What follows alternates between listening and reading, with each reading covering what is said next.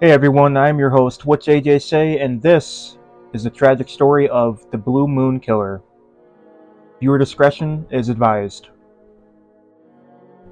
On July 31st, 2015, the Pensacola Sheriff's Office made a welfare check at a home of Richard Smith, a 49-year-old IT specialist for the Department of Homeland Security.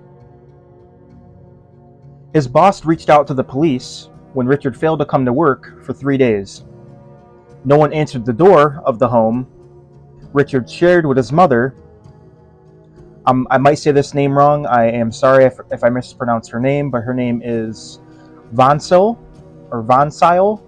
who was 77, who was widowed and retired, and his brother, John Smith, who was 47, who worked at Walmart.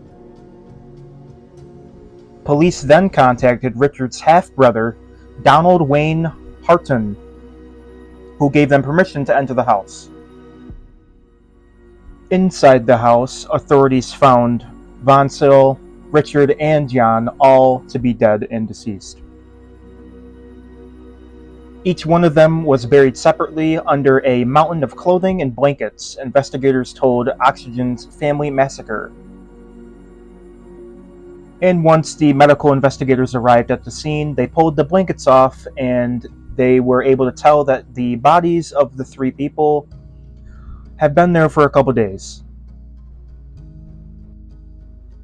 Both Vansel and John both had injuries to their head, gashes in their necks. She also had defensive cuts on her hands, and part of her pinky finger was missing. Richard had been beaten, stabbed, and shot in his right ear. A bloody hammer, paper towels, as well as cigarette butts were collected at the crime scene. Hartung was transported to the sheriff's office, where Escambia County homicide detective Matt Infinger hoped he could shed light on the brutal triple homicide. Detectives hoped that the DNA evidence collected at the crime scene would help move their case forward. Hartung's DNA was found on cigarette butts, mixed in with paper towels covered in Vansel's blood. In February 2020, Hartung, who was 63 at the time, was found guilty of the first-degree murder and sentenced to life in prison without possibility of parole. He is currently serving his sentence at the Graceville Correctional Facility in Jackson County, Florida. Let me know what you guys think about this case, and if you want more, I will be sharing more. Thank you.